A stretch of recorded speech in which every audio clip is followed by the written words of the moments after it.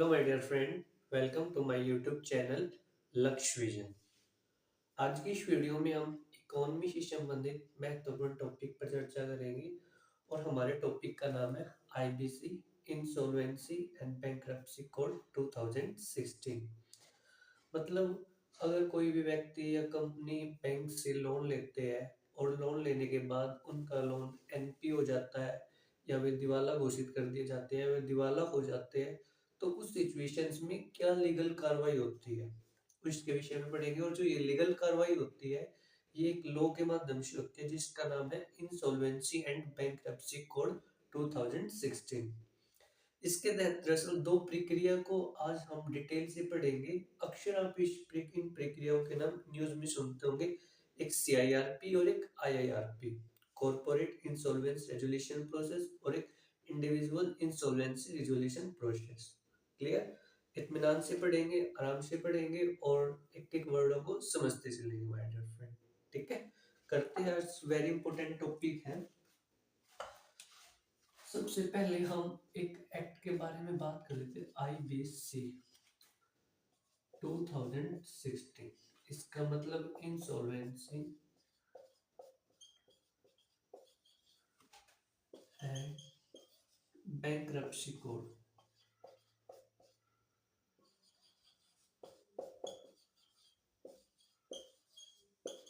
2016। Insolvency का मतलब होता है दिवाला एवं बैंकरप्सी का मतलब होता है दिवालापन। दिवालापन कोड का मतलब संहिता यानी एक्ट 2016। 2016 में इसको लाया गया था। ये जो कोड है, जो ये एक्ट है, ये लीगल कार्रवाई करता है किन पर? जो भी व्यक्ति, जो भी कंपनी अपने लोन को एनपीए कर देते हैं, दिवाला घोषित हो जाते हैं। तो दिवाला एक शब्द आया हमारे पास, इसका मतलब क्या होता है? दिवालापन। दोनों में डिफरेंस है। जब किसी भी व्यक्ति की टोटल लाइबिलिटी, उसकी देयता उसकी एसेट से ज्यादा हो जाए तो उस व्यक्ति को हम बोलते हैं दिवाला। दिवाला किसे कहेंगे? जिसकी टोटल लाइबिलिटी, लाइबिलिटी का मतलब देयता, देयता का मतलब कर्ज, मतलब उसको देना है ये। ठीक है, जब किसी भी व्यक्ति की टोटल लाइबिलिटी लाइबिलिटी अगर उसकी एसेट से ज्यादा हो जाए, सीधा सा मतलब है कि भाई उसकी धन संपत्ति से ज्यादा उसके ऊपर कर्ज हो जाए, उसकी देनदारी बढ़ जाए, उस व्यक्ति को हम बोलते हैं दिवाला। जैसे मेरे पास एसेट है भैया जी 100 रुपए की है, लेकिन मेरी जो लाइबिलिटी है वो 200 रुपए की है, तो मैं क्या कहूँगा? दिवाला घोषित कर दिया जाऊंगा। दिवाला का मतलब समझे? जिसकी टोटल लाइबिलिटी, जिसकी लाइबिलिटी उसकी एसेट से ज्यादा हो, उस व्यक्ति को दिवाला घोषित करते हैं, दिवाला बोलते हैं। इंग्लिश में इंसॉल्वेंसी। एक होता है दिवालापन। जब कोई भी दिवाला व्यक्ति, कोई भी, दिवाला का मतलब आप समझ गए, कोई भी इंसॉल्वेंट व्यक्ति आईबीसी एक्ट के तहत खुद को, स्वयं को दिवाला की सिचुएशन से बाहर निकाल लेता है तो उस व्यक्ति को बोलते हैं हम बैंकरप्सी, दिवालापन। ठीक है, कोई भी जो व्यक्ति, कंपनी होती है, ताकि बैंक उसको परेशान ना करे, जो जितने भी फाइनेंशियल क्रेडिटर या नॉन फाइनेंशियल क्रेडिटर है, वे बैंक को परेशान ना करे, तो बैंक जो होता है स्वयं को दिवाला घोषित कर दिवाला की स्थिति से बाहर निकलने की कोशिश करती है, उसी हम बोलते हैं दिवालापन। ठीक है, क्यों करती है? आई मीन कंपनी क्यों खुद को दिवाला घोषित करना चाहती है, ताकि हम डिस्कस करेंगे, ताकि कंपनी पर थोड़ा सा बोझ कम हो जाए। क्योंकि कंपनी अगर दिवाला घोषित होगी तो फाइनेंशियल क्रेडिटर जैसे कि बैंक हो गए या कोई भी व्यापारी होगा जिसने उनसे लोन लिया कंपनी ने, तो वे कंपनी को बहुत ज्यादा परेशान करते हैं, कंपनी की एसेट को मार्केट में सेल करते हो, बहुत सारे साइकोलॉजिकल अटैक होते हैं कंपनी पर, तो कंपनी खुद को ही दिवाला घोषित कर देती है। ठीक है, मुझे आशा होगी कि आप इन दोनों शब्दों का मतलब समझ गए होंगे। मैं एक बार फिर से आपको इजी वे में समझाने का प्रयास करता हूँ। दिवाला, दिवाला वो व्यक्ति होता है जिसकी कुल देयता उसकी कुल संपत्ति से अधिक हो जाए, उसे हम बोलेंगे दिवाला। जब कोई भी दिवाला व्यक्ति आईबीसी इंसॉल्वेंसी बैंकरप्सी कोड 2016 के तहत स्वयं को, खुद को दिवाला की सिचुएशन से बाहर निकालता है, उस प्रक्रिया को बोलते हैं हम दिवालापन। कैसे निकालता है उस प्रक्रिया के विषय में पढ़ेंगे। आपको दो क्लियर शब्द समझ में? चलिए, अब ये होता कैसे है? अब हम इसके विषय में चलते हैं। आपको ये एक्ट याद रखना, आईबीसी, ये ऐसा एक्ट है, किसी व्यक्ति का लोन एनपी हो जाता है तो उसके तहत किस कानून के तहत लीगल कार्रवाई होती है, वो आईबीसी है। अब हम समझते हैं कि ये लीगल कार्रवाई कहाँ होती है और किन किन प्रक्रियाओं से होती है, किन किन संगठनों का इसमें योगदान होता है और कितने दिन में होती है, इसके लिए अमाउंट डिफॉल्ट कितना होना चाहिए, इन तमाम टॉपिक पर हम चर्चा करेंगे। देखिए, ये है आपका बैंक। बैंक के दो मुख्य कार्य है, एक तो जमा कर पैसे को जमा करना और जमा की गई धनराशि को उधार के रूप में देना। बैंक ने दो व्यक्तियों को उधार दिया, एक तो इंडिविजुअल व्यक्ति को दिया कि लो भाई उधार ले लो, और एक कंपनी को दिया, ठीक है। और जो व्यक्ति है इसने लोन को कर दिया एनपीए, मतलब ये हो गया दिवाला। क्या हो गया ये? दिवाला, मतलब कि इसकी टोटल लायबिलिटी ज्यादा हो गई। और कंपनी भी, कंपनी ने दोनों ने क्या कर दिया? दिवाला कर दिया। क्लियर हुई बात? जो इंडिविजुअल व्यक्ति के लिए, अब अगर इसको दिवालापन की सिचुएशन से बाहर निकलना है तो ये अपना केस फाइल करते डीआरटी में, याद रखना माय डियर फ्रेंड, डेब्ट रिकवरी ट्रिब्यूनल में।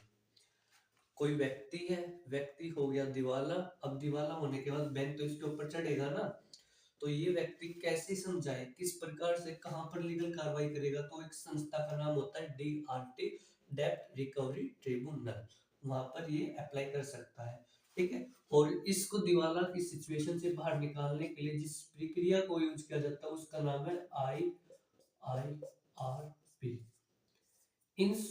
Individual insolvency resolution process. मेरे साथ बोलिए एक बार, इंडिविजुअल इंसॉल्वेंसी रेजुलेशन प्रोसेस। एक बार और, individual insolvency resolution process. Clear? जब कोई कंपनी दिवाला घोषित हो जाती है तो इसके लिए जो अप्लाई किया जाता है वो एनसीएलटी में किया जाता है। NCLT, national company law tribunal, national company law tribunal. और इसके तहत जो प्रक्रिया को यूज किया जाता है उस प्रक्रिया का नाम है CIRP। क्या है? CIRP, corporate insolvency resolution process. एक बार और, कॉर्पोरेट इंसॉल्वेंसी रेजुलेशन प्रोसेस। चलिए, बैंक ने व्यक्ति को उधार दिया और वो उधार हो गया दिवाला, तो इसकी जो इसके लिए जो लीगल कार्रवाई है वो कहां पर की जाएगी? डीआरटी में, डेब्ट रिकवरी ट्रिब्यूनल। मैं इसकी फुल फॉर्म में लिख देता हूँ, डीआरटी की है लेकिन फिर नहीं लिखूंगा, इसलिए एक बार आप अच्छे से अपने दिमाग में बिठा लीजिएगा, डेब्ट रिकवरी ट्रिब्यूनल। ट्रिब्यूनल एक शब्द आया, ट्रिब्यूनल होता है अधिकरण। ट्रिब्यूनल एक प्रकार की क्वेसी जुडिशियल बॉडी है, अर्थ न्यायिक संगठन है। इसका मतलब है कि ऐसा ऑर्गेनाइजेशन जिस पर जस्टिस देने का काम नॉन जस्टिस बैकग्राउंड का व्यक्ति करता है। क्लियर? अभी क्लियर ना समझिए, जब हम पॉलिटी गवर्नेंस वाले टॉपिक पर चर्चा करेंगे तो quasi judicial body complete topic है, विस्तार से चर्चा करेंगे, ठीक है। और एनसीएलटी, इसकी फुल फॉर्म होती है national company law tribunal, national company law tribunal. Company से रिलेटेड जितने भी डिस्प्यूट होते हैं वो एनसीएलटी में ही जाते हैं। तब क्लियर हुई? और आईआईआरपी की खोड़ देख लीजिएगा, आईआईआरपी की होती है individual insolvency resolution process. Clear है माय डियर फ्रेंड?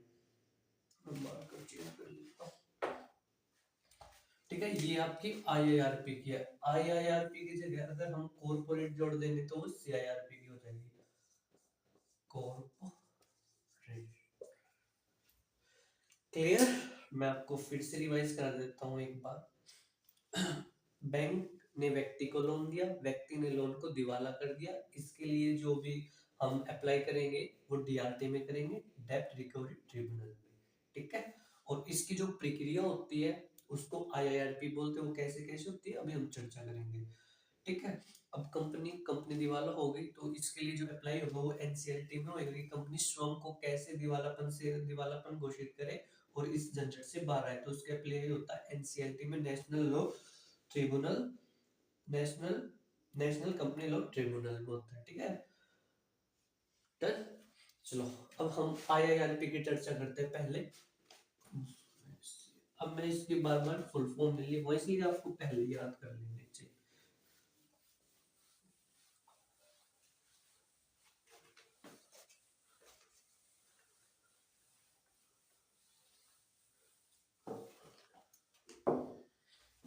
याद रखना माय डियर फ्रेंड, जो ये दो प्रक्रिया पर हम चर्चा करेंगे, द फर्स्ट इज आईआईआरपी। जो भी ये दो प्रक्रिया होते हैं ये इंसॉल्वेंसी बैंकरप्सी कोड 2016 के तहत होते हैं। ये एक एक्ट है, इसके तहत दो प्रक्रिया होती है। क्लियर हुई बात? कैसे होती है? जैसे कोई व्यक्ति है, व्यक्ति को दिवाला घोषित कर दिया गया और जो क्रेडिटर है वो उसको परेशान कर रहा है, तो इसके लिए इसके तहत हम लीगल कार्रवाई आईआईआरपी में करते हैं ना। इस लीगल कार्रवाई को हम आईआईआरपी बोलते हैं। बात क्लियर हुई है? ये प्रक्रिया का नाम है इंडिविजुअल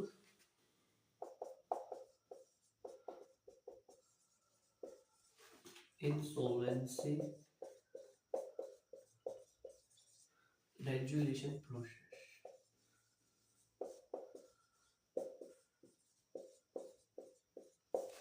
क्लियर? इसमें क्या होता है, जो डीआरटी होती है, जैसे किसी भी व्यक्ति का जो लोन है, किसी भी व्यक्ति ने लोन को दिवाला कर दिया, ठीक है, उसने अप्लाई किया डीआरटी में, तो यहाँ पर डेब्ट रिकवरी ट्रिब्यूनल क्या करेगी, RP resolutions professional, RP resolution professional,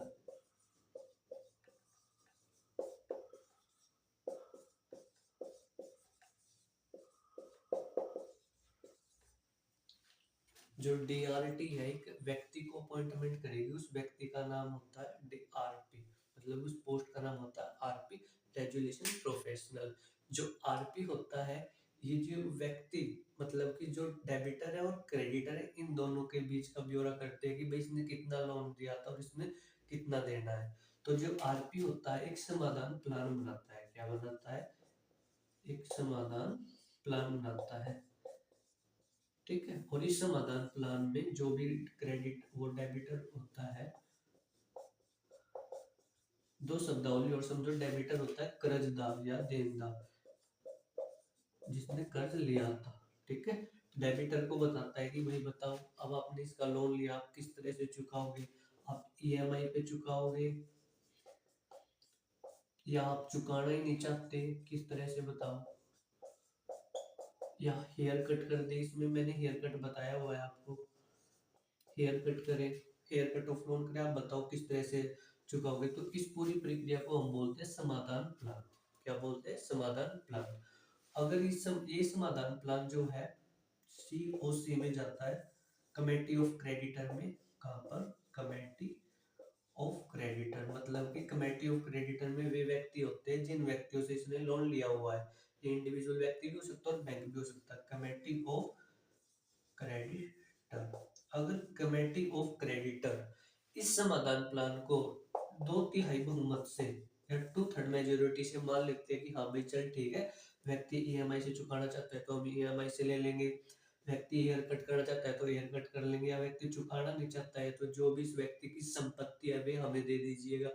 इस तरह का अगर कोई ग्रुप ऑफ क्रेडिटर मान लेते हैं तो फिर वैसे ही इससे वो पैसा ले लिया जाता है। क्लियर हुई बात? ये जो सारी प्रक्रिया होती है इससे बोलते हैं हम आईआईआरपी, इंडिविजुअल इंसॉल्वेंसी रेजोल्यूशन प्रोसेस। आईआईआरपी एक ऐसी प्रक्रिया है जिसमें जब व्यक्ति खुद को दिवाला घोषित कर देता है और उस दिवाला की सिचुएशन से बचने के लिए जिस प्रक्रिया का यूज किया जाता है उस प्रक्रिया को बोलते हैं हम आईआईआरपी। इसमें जो डीआरटी है एक व्यक्ति को अपॉइंटमेंट करते हैं, उसका नाम है आरपी रेजुलेशन प्रोसेस। और जो रेजुलेशन प्रोसेस एक समाधान प्लान बनाता है। समाधान प्लान का मतलब है डेबिटर और क्रेडिटर के बीच में समझौता कराता है कि भाई जल्दी से मामला निपटाओ, कैसे लेन देन करोगे, देना ही नहीं चाहते, इस प्रकार का जो समाधान होता है वो बनाता है। फिर इसको सीओसी में भेजा जाता है, कमेटी ऑफ क्रेडिटर में। जब committee of creditor third majority से मान जाती है तो फिर ये समाधान प्लान डीआरटी में जाता है। फिर डीआरटी के तहत उस व्यक्ति की संपत्ति को वैसे चुका दिया जाता है। बताओ, ये बात क्लियर है? अगर ग्रुप ऑफ क्रेडिटर इस समाधान प्लान को नहीं मानता है तो फिर जो व्यक्ति की जो संपत्ति होती है, व्यक्ति की संपत्ति को बेचकर इन ग्रुप ऑफ क्रेडिटर्स के पैसे को लौटाया जाता है। मतलब आईआरपी आपको समझ में आया? क्लियर? चलिए अब हम सीआईआरपी पढ़ते हैं, इट्स वेरी इंपॉर्टेंट। उसके लिए आपको 3 संस्थाओं के बारे में जानना होगा।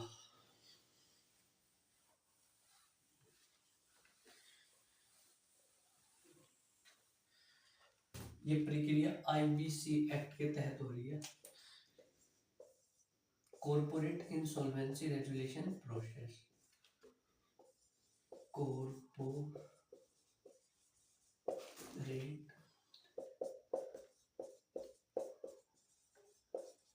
Insolvency resolution process. ठीक है, चलिए सीआईआरपी की प्रक्रिया को जानने से पूर्व अब 3 ऑर्गेनाइजेशन के विषय में जानिए जब हम इसकी प्रक्रिया की चर्चा करेंगे तो उन संस्थाओं का नाम आएगा, इसलिए आप उनको पहले जान लीजिएगा। पहली होती है IBBI, India bankruptcy board of India. बोलो मेरे साथ, जो ये फुल फॉर्म है ना, ये बोलने से याद होती है। Indian bankruptcy board of India. एक बार और, Indian bankruptcy board of India. मैं लिख देता हूँ यार, कुछ लोगों की आत्मा को शांति नहीं मिलती जब तक यहाँ पर चीजें नहीं लिख ली जाए। Indian bankruptcy board of India. इसकी अगर मैं स्थापना की बात करता हूँ तो इसकी स्थापना 1 अक्टूबर 1996 को हुई। इसके हेडक्वार्टर की बात करता हूँ तो इसका हेडक्वार्टर न्यू दिल्ली में है। तो इतनी बात क्लियर।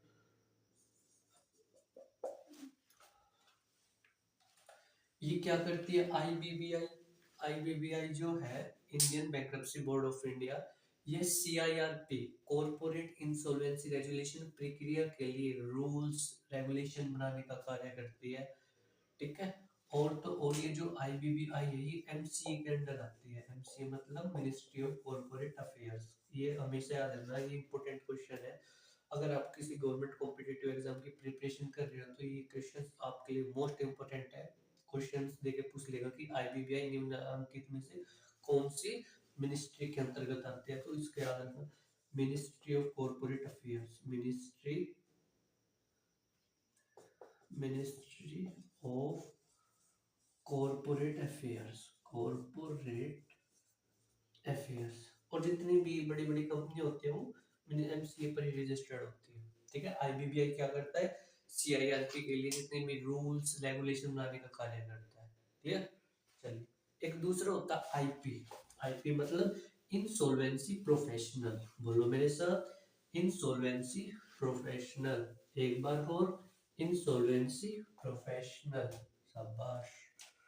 सेकंड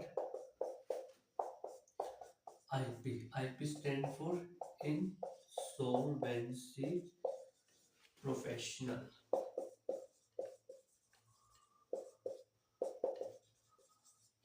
इंसॉल्वेंसी जो प्रोफेशनल होता है ये एक व्यक्ति होता है, ठीक है, और इसके पास कम से कम एलएलबी की डिग्री होनी चाहिए। और यही सीआईआरपी की प्रक्रिया का संचालन करता है। यही क्या करता है, सीआईआरपी की, जैसे कि वहां पर आईआरपी में आरपी करता था, यहाँ पर आईपी करता है। सीआई की प्रक्रिया का संचालन करता है ये, या उसको प्रोसेसिंग करता है। Third is very most important, information utility. क्या होते हैं ये, इंफॉर्मेशन यूटिलिटी, इंफॉर्मेशन यूटिलिटी। ठीक है, इसको हम NECGL भी बोलते हैं, NECGL मतलब नेशनल सर्विस गवर्नेंस लिमिटेड। ठीक है। आईयू क्या करता है, ये इंफॉर्मेशन यूटिलिटी जो है आईपी को इंफॉर्मेशन देता है, किसके संदर्भ में, सीआईआरपी के संदर्भ में, या जो भी कोई व्यक्ति है उसका कितना लोन है, कितना है, इस तरह की जो इंफॉर्मेशन होता है वो आईयू देता है, इंफॉर्मेशन यूटिलिटी। आप तीन संस्थाओं के बारे में समझ गए होंगे, मैं एक बार फिर से आपको रिकॉल कर देता हूँ। तो first is IBBI, Indian bankruptcy board of India, जो कि सीआईआरपी के लिए रूल्स एंड रेगुलेशन बनाने का कार्य करता है। Second is insolvency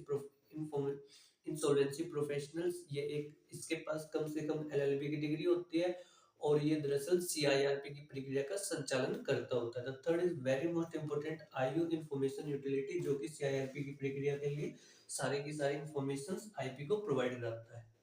clear. चलिए अब हम समझते हैं कि इसकी प्रक्रिया होती कैसे है सीआईआरपी। हमेशा याद रखना कि जो सीआईआरपी की प्रक्रिया होती है वो 330 दिन तक चलती है। कब तक चलती है, ये भी आपके लिए इम्पोर्टेंट है अगर आप गवर्नमेंट कॉम्पिटिटिव एग्जाम की प्रिपरेशन कर रहे हैं। और जो सीआईआरपी की प्रक्रिया के लिए कम से कम आपका जो लोन है वो कम से कम 1 करोड़ रुपए का होना चाहिए। कितने का होना चाहिए, 1 करोड़ रुपए का होना चाहिए। ठीक है। अब हम इसको इत्मीनान से आराम से समझेंगे। ठीक है भैया, ये कोई कंपनी है, कंपनी का काम होता है लोन लेना। ये किससे लोन लेती है, बैंक से लोन लेती है, व्यापारी से लोन लेती है। ठीक है।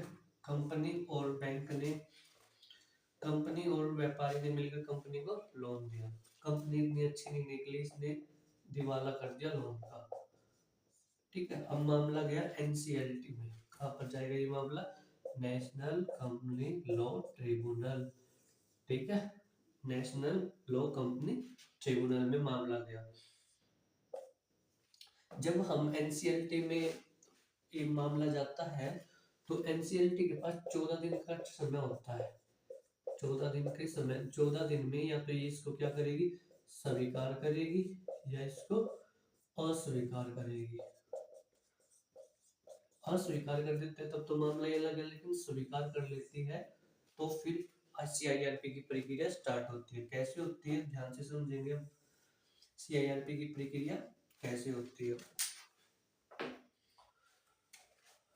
इसमें एनसीएलटी जो है, national law company law tribunal, दरअसल एक आईपी को अपॉइंटमेंट करता है। किसको अपॉइंटमेंट करेगा, आईपी। ठीक है, इंसॉल्वेंसी प्रोफेशनल को। ठीक है, ये आईपी क्या करेगा, ये एक समाधान प्लान बनाता है। क्या बनाता है, समाधान प्लान, जिसे वहां पर बनाया था, समाधान प्लान बनाता है। ठीक है, समाधान प्लान में कहता है कि भैया कंपनी, मतलब कि इनको बुला लेता है समाधान प्लान में, जितने भी क्रेडिटर्स होते हैं, क्रेडिटर जो लेनदार और non creditor, financial creditor, financial और एक नॉन फाइनेंशियल क्रेडिटर, इनको बुला लेता है। फिर समाधान प्लान में इनको इंक्लूड करता है। फिर समाधान प्लान में फाइनेंशियल क्रेडिटर और नॉन फाइनेंशियल क्रेडिटर को बुलाता है और फिर पूछता है कि भाई किस तरह से पैसे लौटाओगे, किस तरह से नहीं लौटाओगे, अपना सही से अपना मामला बताओ। वो समाधान प्लान में आता है। फिर ये जो समाधान प्लान होता है ये सीओसी में जाता है, credit of committee of credit में। कमेटी ऑफ क्रेडिट में सिर्फ और सिर्फ फाइनेंशियल क्रेडिटर ही शामिल होते हैं, मतलब बैंक ही शामिल होता है। जब हम किसी बैंक से, एनबीएफसी फाइनेंशियल कंपनी से लोन लेते हैं तो उसको बोलते हैं हम फाइनेंशियल क्रेडिटर। और नॉन फाइनेंशियल क्रेडिटर जब हम बड़े गांव में बड़े साहूकार से, जमींदार से जो लोन लेते हैं, that is called non financial creditor.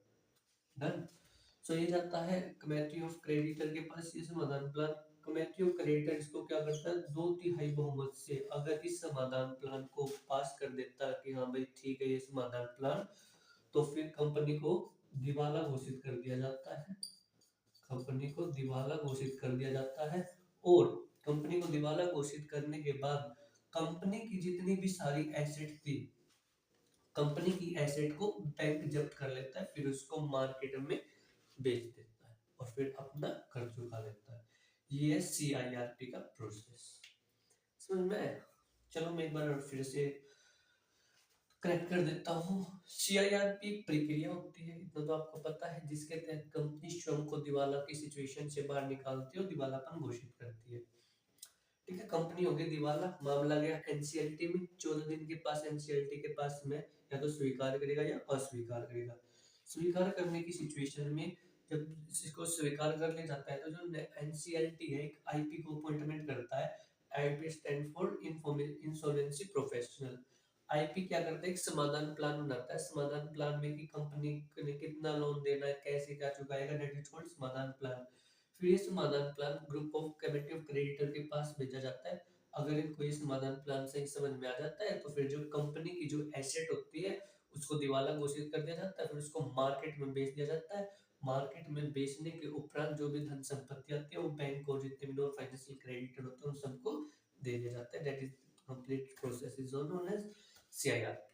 ठीक है, हमेशा याद रखना जब ये मामला एनसीएलटी में जाता है ना तो moratorium employment moratorium moratorium implement हो जाता है। मोरिटोरियम का मतलब है कि भाई अब इस बैंक मतलब इन जो कंपनी है, इस कंपनी की एसेट को कोई भी बैंक मार्केट में जब्त नहीं कर सकता। जब ये मामला एनसीएलटी में जाता है उसको बोलते हैं मोरिटोरियम।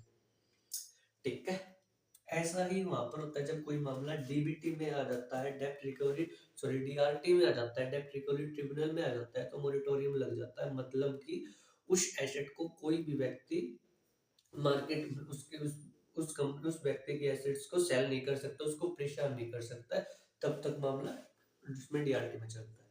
ये प्रक्रिया लगभग 330 दिन तक चलती है। मतलब इतनी बात समझ में चलिए। इससे जुड़ा एक और प्रक्रिया होती है, उसको भी समझ ही लेते हैं। PIRP।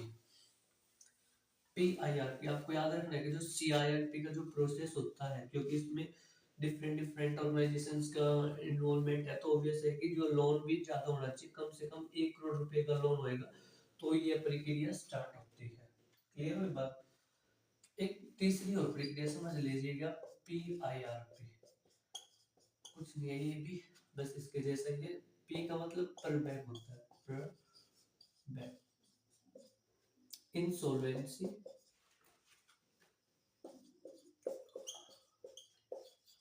Bank resolution process. ये जो प्रक्रिया है वो लगभग 180 दिन में चलती है। कितने दिन तक चलती है ये? 180 डेज तक, 180 दिन तक। Perfect insolvency resolution process. इसके लिए जो लोन होना चाहिए वो आपका 1 करोड़ से कम, 1 करोड़ से कम। इसमें क्या होता है, मामला वही है, वही सेम प्रोसेस है। मामला जाएगा एनसीएलटी में। ठीक है, एनसीएलटी एक को, अब एनसीएलटी इसमें आईपी को अपॉइंटमेंट नहीं करती है, बल्कि क्या करती है कि कंपनी और जो भी फाइनेंशियल क्रेडिटर है, आप दोनों ही मिल लो ना भाई, आप दोनों ही मिलकर एक क्या बना लो ना, समाधान प्लान बना लो कि कैसे कैसे पैसे चुकाओगे भैया। ठीक है, और जैसे ही ये दोनों समाधान प्लान बना लेते हैं एनसीएलटी को बता देते हैं। ठीक है, इसी को बोलते हैं हम पर bank insolvency resolution process. Clear my dear friend? So बस हमने यही दो प्रक्रिया के बारे में पढ़ना था। मुझे आशा होगी आपको ये प्रक्रिया इजी वे में समझ में आएगी। मैंने भरपूर प्रयास किया है आसानी से आसानी लैंग्वेज में आपको समझाने का। ठीक है, सो मिलते हैं my dear friend next video में।